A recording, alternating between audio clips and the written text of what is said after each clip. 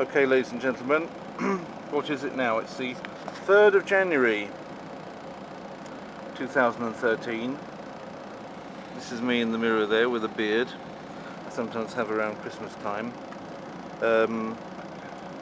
I use that period when I've got some days off to have a break from the ritual of shaving every morning, and then usually it kind of grows past the kind of just stubbly stage while people aren't really seeing me because I'm on holiday, and then I keep it usually until I get tired of it, which is quite quickly because it does irritate a bit, and when it's above, I'll show you what the temperature is. It's 6 degrees, and when it's above 0 outside there's no need to have, not that it really keeps you that much warmer, but every little helps sometimes when it gets really cold. It kind of pads out the area underneath the scarf, gives you extra warmth in that. I mean, if hair wasn't warm, I suppose animals wouldn't be covered in it. But anyway, 99.9 litres per 100 kilometres. It's like a litre every kilometre. That's not a very good fuel thingamajig. But I just put it on. I just put my trip. Only gone since resetting all my counters. I've only gone 0.4 of a kilometre. You know, it's already taken. I don't know what the elapsed time is. I've got 4. Right, oh, I'm already back on red again. That's no good, is it? Well, at least I'm first off next time. So I've gone 0.2 on that one. 2.5 minutes of elapsed time. I'm back on a very, very poor fuel efficiency of 99.9. I don't think it will show any higher than that. Anyway, I've now got to look out of the side window to see when my lights are going to change. I can use the camera for that actually without craning my neck. That's another good reason for having a camera. Otherwise I'd really have to crane my neck over there.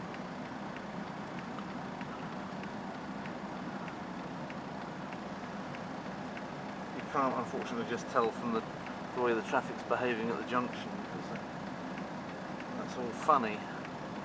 I mean, for the time being, you know that while the cars are going there, that you probably aren't being called on to move your vehicular ass, as it were. But I'm going to not do much filming on the way because I don't have much battery for some strange reason. The battery power seems to have gone right down. I didn't obviously load it up enough, or it's come on my pocket or something. So I'm going to have to save that in case I need it. But maybe later on the journey you'll see some more footage. I'm obviously going to stocktake. So what else would an accountant do on the 3rd of January in the car? So see you later. Okay, it's now just over 3 hours later since I started in Warsaw. It's now 8.9, thankfully, the average use of fuel since I switched it on. So that's just under 9 litres per 100 kilometres, a little bit more of diesel. That's a little bit more like it. This place here is called Vanati, and actually it's always been a place where there's been quite narrow lanes. I always remember Vanati even from the beginning when I was first coming down to Katowice. Oh, and that's another thing.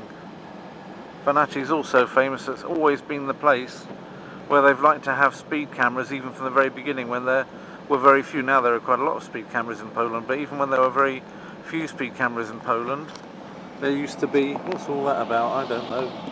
Well, and people stopping in the middle of the road and all. That's not exactly a very good place to put a nightclub advert, because people need to be looking at that turn.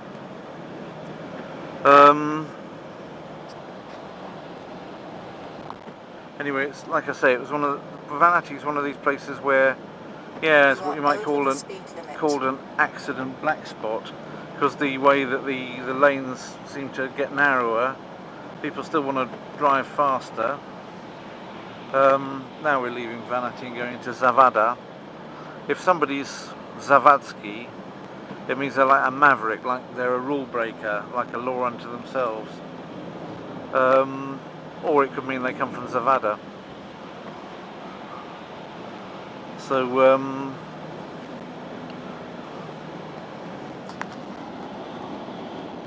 then you've got various There's little businesses. Some of the businesses that they used to be You are over the speed limit. are not there anymore, and some of the businesses which you see at the side are new and weren't there before. And even, you know, in the couple of years since I last came down here, I don't think I've actually driven down here. Romanov, that always reminds me of the Romanovs getting shot in the forest.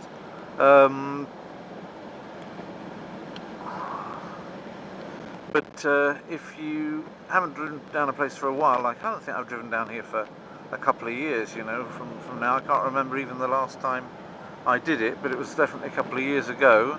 I'm hoping to be able to come to Katowice more regularly. I've been going by train a lot, and occasionally to Katowice as well, but not so much driving. I drove today for 3 reasons.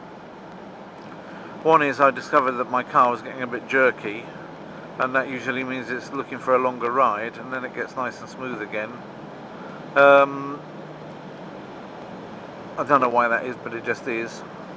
The second is I kind of like have missed going on a longer drive. I got a little bit of the old Wanderlust for a longer drive, and usually it just takes one nice long drive and that goes away. In the past it would go away for a week or 2 weeks, now it goes away for several months, so because I'm not such a keen driver anymore.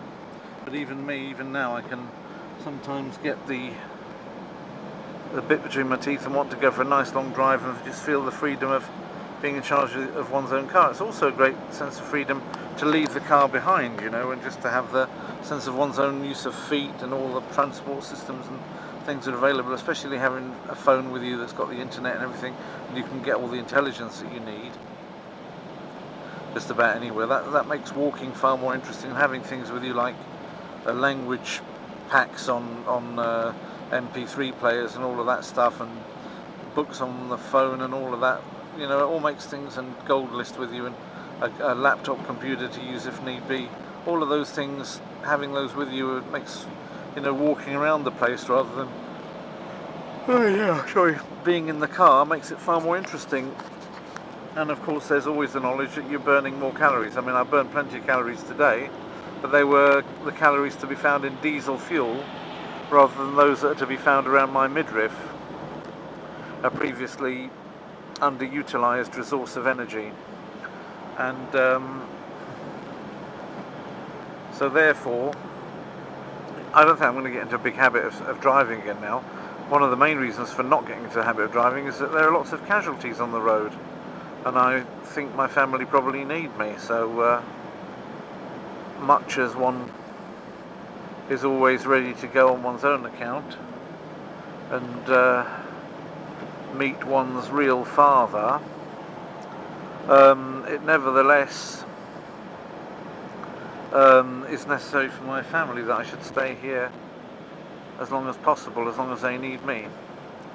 As long as they need me, I know where I must be. I'll cling on somethingly, as long as they need me. Anyway. You are over the speed limit. Thanks for that. Interesting. A house for 197,000 zlotys. Nice looking house. But, you know, what good does it do when it's miles from anywhere? That's the problem. That's the problem, isn't it? Whoop.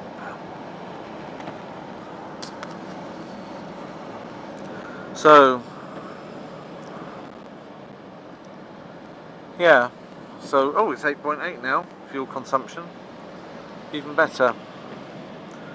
And it's now gone down to 2 degrees. It started off at 6 degrees in Warsaw.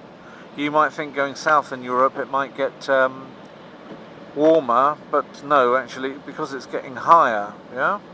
The terrain here is actually a bit higher than Warsaw. I know that it's about 100 and... There's about 100 down by the Vistula and about 120 metres for most of Warsaw above sea level. If I were to check now, I think I can check altitude on this. I can tell you what the altitude is. Yes, elevation 300 meters. So we're now 300 meters above sea level. So that's like 3 lots of how high it is in Warsaw by the Vistula. It's a little bit higher than the surrounding country because we're just going through the Jura area, but because it's a bit higher up, it's a bit colder. You can't go up 100 meters and not have a dip in temperature.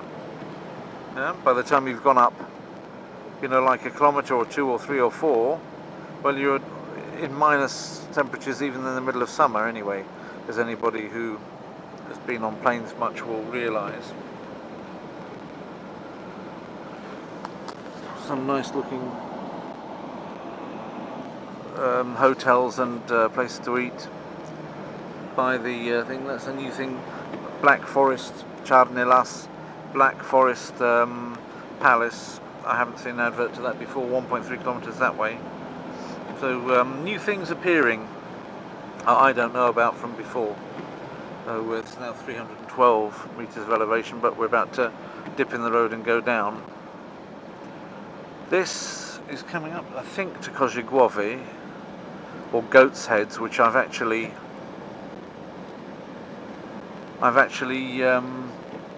done before, haven't I? I've actually mentioned that one in a previous video, but a few years ago. You'd have to have been a very avid watcher of many of my films. I mean, I don't know if there's anybody out there that watches.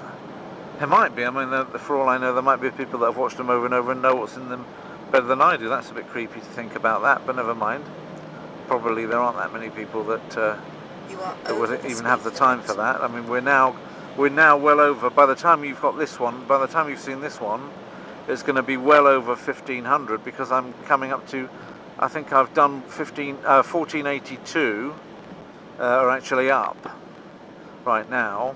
I know that I've got just more already in stock, as it were, ready to be played out, just that have already been baked but not played out yet, that'll take me well over 1,500. I think there's about 30 in there, but there's footage already for another 500 films.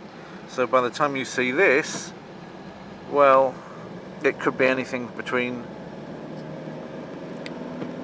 15,500 and 15,600 if I don't take it out of order or do other things where I take films out of order. But it's going to be, I think, probably something like that before you see this one. So you can find out if that's true by just checking how many. If you're watching this one, I've just put it up. You can have a look and see how many films I've got up now. But I think by the time you see this, there'll be 15,600 probably films, or 15,500, something like that. So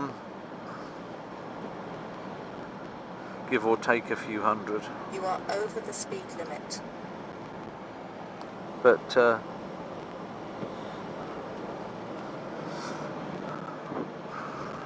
in any event, every so often I just like to get the camera out, record what there is, record my thoughts, so that, later on I can look back and think, well, this is what I sounded like and what I was thinking like and what my mood was like and the things that was going on around and what I could see, what the weather looked like on a particular day, and that's how you know that you've lived. And how, maybe I don't pretend that even my kids and my own mother and father or brother and sister barely watch my stuff. There are people that watch it far more avidly that have never met me than people that have, grown up with me would ever watch this. But that's the interesting thing. But it's funny. It's always there. If any of my descendants, if I have any, grandchildren, who knows whether I will or not, but let's say that I have grandchildren, great-grandchildren, and people want to know, or let's say that the gold list system or something else that I haven't even invented yet becomes famous, and people want to study me for whatever obscure reason, then at least it's there, people. I don't claim to be on a par with some of these great people that have ever lived, like Shakespeare or what have you, But imagine that, for example, even a relatively You are over the speed illustrious limit. person from Shakespeare's time would have left behind as much information about his life as I can in these films. Wouldn't that have been interesting afterwards for historians to look at? And so, one never knows how long these things will last. One never knows how long YouTube or even the internet will last, given the way that government is going. Maybe me saying things like that mean that my part of it will last even shorter. I don't know, but anyway, you never know. We never know how long the world will last. I've got a poll on at the moment on Hooliganov TV, how long people think the world will last, and basically it's dividing it into a few different camps, between those who think, in terms of tens of years, and those who think in terms of millions of years that we've got left. There aren't really that many people that think, yeah, give it another 1,000 years. It tends to be either people, I suppose, of a religious bent, an evangelical bent would say, yeah, we think it's that we're pretty near the end times now. And then there's those, who believe that in evolution and in humans achieving their own utopia, who were saying, yeah, we think it's going to be another 8 million years, which was the biggest figure I gave. I mean, even evolutionists would presumably think that after 8 million years you're no longer human, you've evolved into something else by that time. So whether we can still talk about humanity as we know it after 8 million years, even with the most optimistic versions of evolutionary thinking, I don't think that longer than 8 million years is even possible to think about. Whereas I had it in 2s and 8s. I put another 2 years, another 8 years, another. I mean, people generally thought we had more than 2 years. So we've got some people that think that we've got another 8 years. There are people that think we've got about another 20 years. I think we've probably got about another 20 years. That tends to be my gut reaction. Of the numbers, I mean, they don't have to be exact. It's just which do you think's the closest? Because the next one up would be 80 years, and I think, well, I'm not optimistic enough to believe we've got 80 years. So the cut-off between 20 and 80, halfway, is, of course, 50. Yeah? So I don't really think that. We've got more. I tend to think we've got less than 50 years more than I think we've got more than 50 years. But I'm not dogmatic about it, unlike some people, because you don't know what time, when the day of the Lord will be. Yeah. And at the end of the day, that's what you have to say. You don't know when it will be. So, but it was quite a popular. I'm going to keep it up indefinitely, so people can go and vote. Yeah, hopefully you can find it even now. That's another thing I'm going to set up, if I remember to do it, an area in Hooliganov TV just for polls, so that everywhere that I've offered a poll to take part in polls, I'm going to put them all together into one of the categories. I haven't done that yet. I didn't think about doing it, and I just came up with that idea as I was driving the other day to work. That's another good reason for driving, is it gives you good ideas. Your mind tends to go in different directions, and you get interesting ideas. I've had several ideas. In fact, even driving around has given me ideas towards the goal list system that have come into my head while I've just been driving. That does help. Oh, but anyway, another reason for driving today is that the places that I'm going to go to are all not all that accessible, and you need to rely on other people to come and get you and things like that. And I just thought I'd give them a break, and not be needing favours from people left, right and centre, when actually there's no really that good reason to avoid driving. I mean, even in these awful conditions, if you just don't go too quickly, if you keep a reasonable control over things like speed, then it should be all right. I got an unexpected windfall, which I wouldn't have got, and here's one of the real advantages of driving, actually, is if somebody actually, while I've been on the road, somebody who lives in somewhere closer to Pshtina, but who's going to Katowice today, just called me up, and it just so happens that I'm a little early, a little before the time, and I can go to Katowice and just have half an hour to take lunch with this person, I didn't plan it, and when I started this film, I didn't know this was going to happen. I've got, you know, an hour's leeway on the road, even with a good margin, and so I'm going to spend half of that just taking lunch with this gentleman in 35 minutes from now in Katowice.